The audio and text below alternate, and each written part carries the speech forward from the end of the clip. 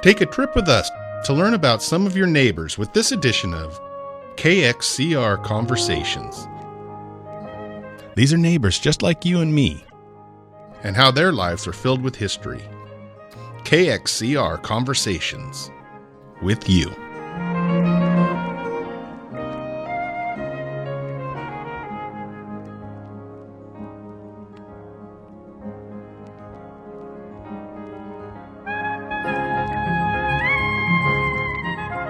Hello and welcome to another exciting KXCR Conversations. I'm your host, Larry Bloomfield, and today we have another wonderful call-in guest. It is Helen Fernald, and she is going to talk to us today about grief. She is a grief recovery mentor, author, and photographer. So we're going to get a little insight from her perspectives, and it's always nice because this is a topic that is definitely going to affect everybody at one time or another in our life, and we all do get affected in our own way. And hopefully she'll give you some light and insight to being able to hopefully handle this another way.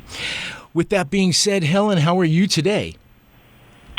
I'm great, Larry. And first of all, I just want to say thank you so much for this opportunity. I'm very grateful to speak with you and your listeners. And as I said earlier, I'm very passionate about this topic of grief recovery because, as you so well said, grief is universal. No adult escapes grief in their lives. So I think it's an important topic to discuss at any point. So thank you so much. Absolutely. Well, you know, it affects us even as children, as we're growing up. We have animals that don't live the length of a normal human life. So we're going to deal with that even in that aspect in our life. So it kind of prepares us for maybe some of those even more challenging problems that you might face later in life. I think that's a really good point. And I think actually I have spoken to many people, and a surprising number of us, including myself, have suffered from grief as children. I had a great uncle who lived with us who was like a grandfather to me, and he died suddenly when I was 9. And that was a huge trauma for me. And again, you know, it was something that, as was so common back then, and I think also, we didn't sit around and discuss it. And so I think once, you know, we have that grief as a child, it can just repeat itself again and again. And you talked about pets, which I totally agree. I didn't personally have pets, but, you know, so many children have pets, and that loss is horrible. But honestly, when we talk about grief as adults, you know, it's not just people. It's very often our pets. Or, you know, it could even be something, you know, we think about the pandemic, and there was so much grief because it wasn't just the loss of beloved people. It was the loss of our independence, the loss of our communities, the loss of our health. It could have been the loss of our home. It could mean that loss and grief can be with so many things, and I think we forget about that. So I think it's so important to honor however we feel when we grieve someone or something. I think it's because for two reasons. The obvious reason is because we loved that person or that pet or that job or whatever it was, and you know, felt that in return. But I think even below that, there's something that's even more crucial, is that below everything, we as human beings are programmed to look for safety. And when we feel loved, we feel safe. And when we lose someone, then we have this sense of not being safe in the world, and that can be really devastating. Oh, yeah. So I think that under loss, there is even, you know, a deeper layer that comes with that lack of safety. So I think that loss is a really big and very important topic. Oh, yeah. Well, I'd like to think, in a sense, you know, we like to roll around in our lives easy, and when that wheel starts to unravel or part of it is falling apart, it doesn't make that simple, that normality that we're familiar with is changed, and now we need to accommodate for it. And all of us do it uniquely different, where you might find a sorrow in it. Some people may find a certain relief. If you've been dealing with an elderly parent that's been very sick and ill, you might find that now that they're gone, Yeah. that they're in a better place, and you feel good for them about that. Yeah. But the loss still, again, is a heavy weight on us. And you yourself have dealt with some things, and being a mentor and all, I imagine you probably have some skills there that could share with us to help being able to deal with some of these things in a variety of different ways. Well, the first thing, honestly, I always say when someone has grief is to find a professional with whom to speak. I remember personally, I really had no idea how to grieve, and I just was absolutely heartbroken after my mother died suddenly when I was only 40 years old. And so I just turned to my minister, and my minister sent me to someone in hospice. And she was phenomenal. And then from there, I was just very lucky. This was so many years ago, and I lived in the time when insurance covered all consultations, and I just had just a series of extraordinary counselors who helped me. Wow. So that's always my first suggestion to someone, I think, when someone is dealing with grief, because we feel alone. If we've lost someone that we love or our pet, we suddenly feel alone, and it's very hard to reach out. So if we can find a minister, a counselor, a hospice worker, a therapist of any kind, a coach. Now there's all sorts of coaches in today's world, or it could be your doctor.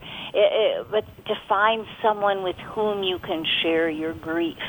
I think it's also very important to be able to find a good friend to talk to about it, except that a good friend sometimes tries to resolve the problem for you rather than just listening to it. So, but I do think that for me, that's always the first thing that I recommend. But even so, even after 16 years, in my case, of working with phenomenal counselors, I still felt like something was missing. And I couldn't quite figure out what it was. And then it's kind of curious because I meditate in the morning, and so I was literally just about to sit down on the floor and meditate in my private space. And I remember so clearly throwing up my hands in the air and saying, I don't know what to do now about my grief. And I remember the answer was right there in my head. I could hear it so clearly. The answer was, write letters to your mother. And I remember thinking to myself, oh, I could do that.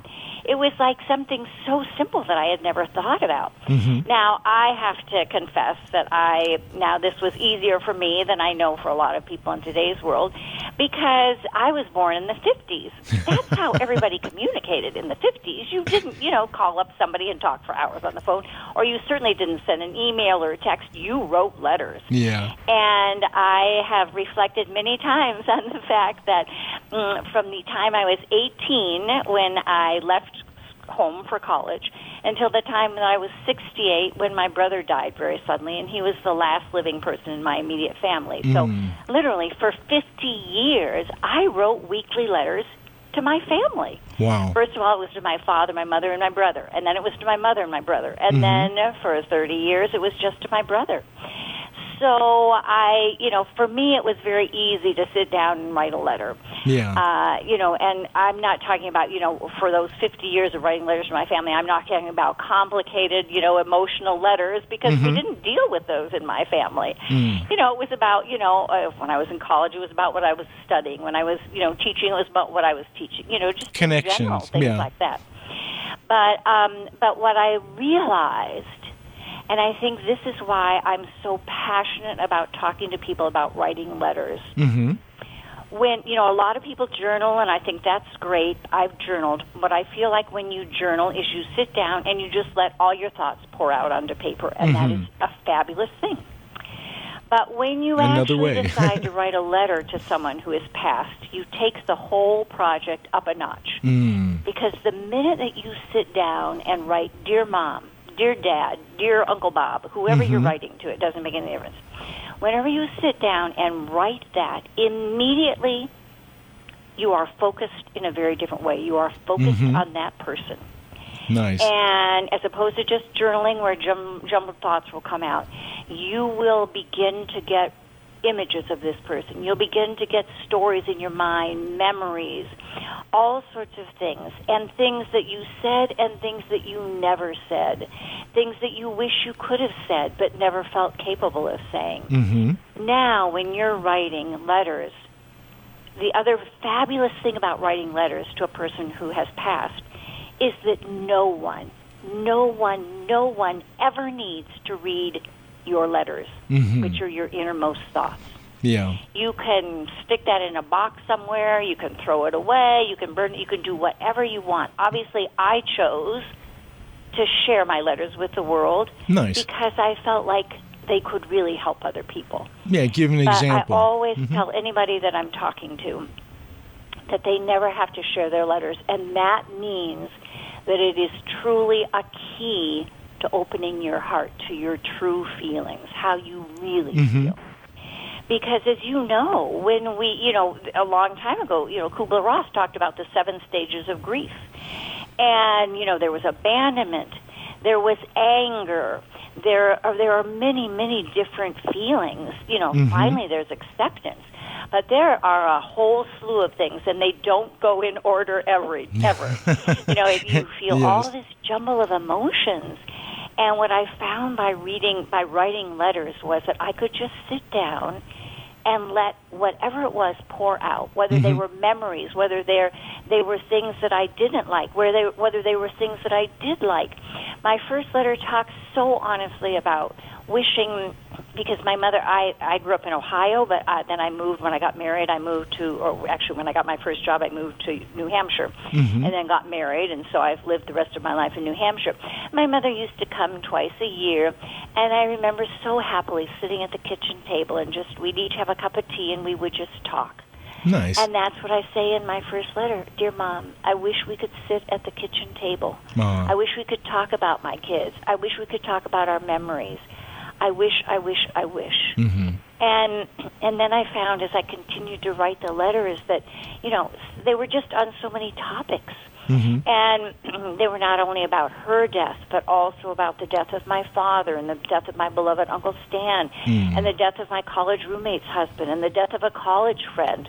And then there was this murder of a mother of 6 children here in town. Oh, my. And, and how, so it was all sorts of things. I remember one letter was about going to the funeral of the father of a friend of mine, mm-hmm. and it happened to be on the exact same day that my father had died. I mean, oh, wow. What is the possibility? Yeah. I also talked about, my children who were growing up, and by the time I had finished these letters, because I wrote to my mother for 8 years, by the time I finished those letters, my son was just graduating. Mm-hmm. So I knew I was going to be an empty nester.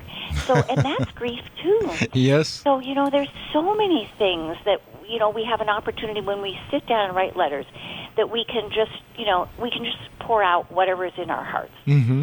And the other thing that is so powerful, I have talked to people that send texts to people that have passed, that send emails, and I don't care what anybody chooses to do that helps them is fabulous. Yeah. But I can tell you very clearly that there is incredible scientific evidence that when we write, whether it's journaling or specifically letter writing, mm-hmm. when we write in longhand, particularly in cursive because it's very loopy, mm-hmm.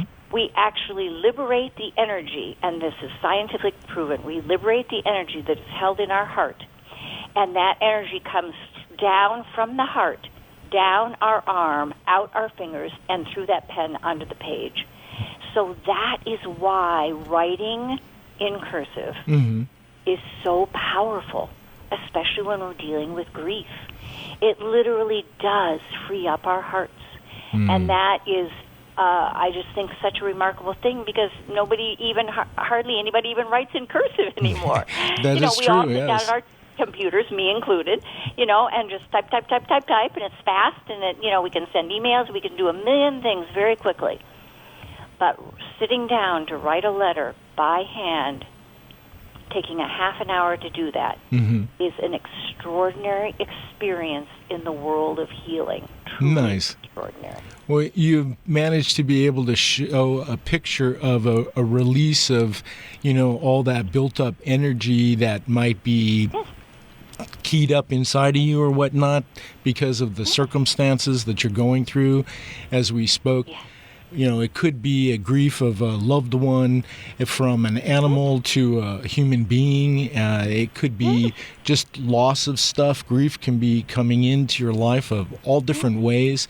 And as you being an older person and very familiar with letter writing, I can see how this has definitely worked really well for you. And there are a lot of people out there who still do that. But with that being said, knowing my audience can be from all ages and all that, even the moment of taking the time to text or put it into a writing form or typing it out, just the idea of getting it out of you does give that helpful release and all. And as you said, no one needs to actually see these when they're done. It's really a joy for your heart. It's a process of building for you.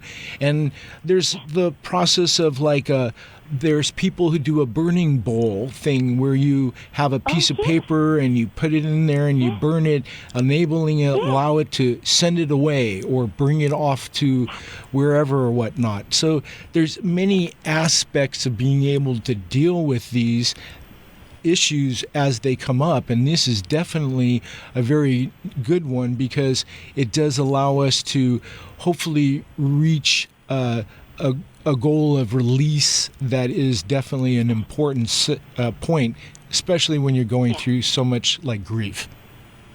Yes. You just described that so beautifully. And as I say, this is, people need to find whatever way they are comfortable with on, releasing their grief. And I think it's just so important that we honor our feelings. I don't feel we live in a society where we're supposed to be upbeat and we're supposed to be positive and, all of these things, which is all fabulous. Believe me, I know you don't really know me, and I'm talking about a difficult topic, but most people say I'm the most optimistic, happy person they have ever met in their lives. And I think in great part it is because I took the time to really release all of those emotions and to really honor them.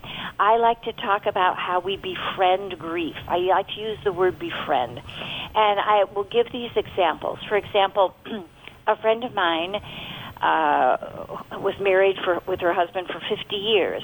After about 46 years, he got cancer and went through cancer the last 4 years of his life.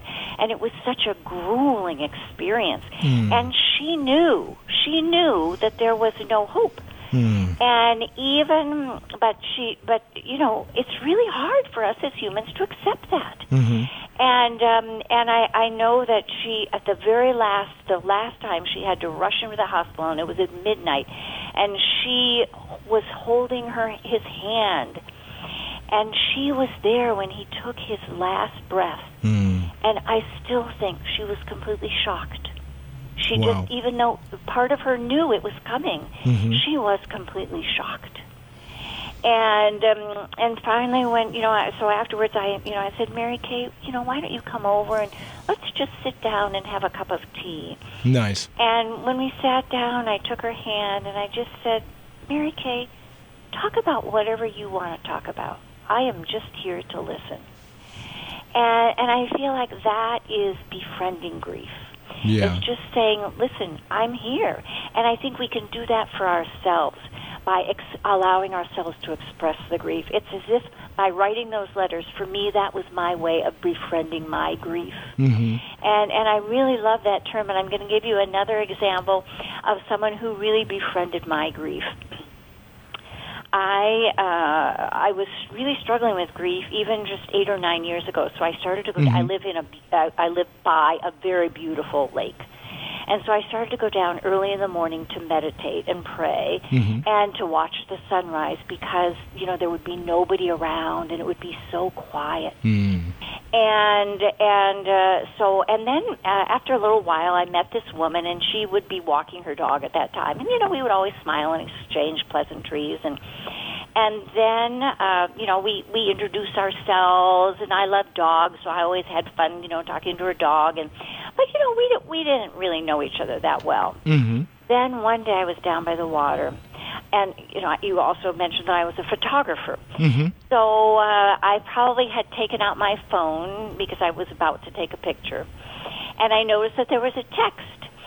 And it was from my neighbor's son. Now, I knew she was in hospice, and I knew she was not doing well. Mm. But I thought, well, I'll just glance at this text, which I didn't usually do. And I glanced at the text, and my neighbor's son told me that my neighbor had passed that night. I'm sorry. And even though, again, I knew it was coming, I knew she was in hospice, but I just felt heartbroken. Oh, yeah. And I really started to cry, and I remember stepping out of my car, and I just put out my hands, and I looked up as if to talk to the angels, and I said, please help me. And in that moment, no sooner had I said that, when this woman came along with her dog, and I said, Darlene, I need a hug. Now, I didn't even know this woman, but I was desperate. And I just stuck out my arms, and she came right over to me, and she just hugged me so tightly, and I just cried and cried and cried. And I just thought, what a beautiful example of befriending, how she befriended my grief. Yeah. That is exactly what I needed in the moment. And whether it was the angels that suddenly made her appear, or whether she just happened to be out walking her dog, whatever it was, she just came over and gave me such a big hug. Beautiful. And just held me until I calmed down. And I think that's what we need to learn to do. We need to learn to do it for each other, and we need to learn to do it for our own grief. Yeah. Wow. Well, you've shared an experience with us that definitely shows you compassion, and to be able to open your heart and share with another and share with everybody the things that have gone through in your life and how they've managed to get you moving forward in your life, not moving on, but just to continue on with life. I like that, yes. Which is moving forward. That's so true. That's beautifully said. And I think you mentioned something that's so important. I think we feel that we shouldn't. It's not safe to be vulnerable. It's not safe to be vulnerable. And yet, when we can let ourselves be vulnerable, especially after loss, I think what we learn is that people really love to help us. Yeah. That really, there's a lot of things that are pretty crazy about this world right now, but the truth of the matter is that when we are grieving, people really want to reach out. But if we don't, if we keep our guard up too much, they don't feel safe doing that either. So I'm not saying we should just, let ourselves cry in front of everybody by any means. But I felt like, that in that moment I could trust Darlene, and she really pulled through for me. She was a beautiful example of that.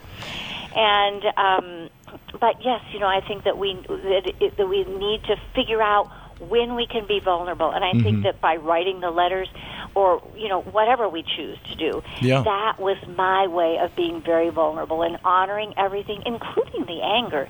And you talked about how absolutely we can be very thankful for people who might have been suffering who are no longer suffering. Or for me, automatically, because every single person in my family died suddenly. There was never any goodbye.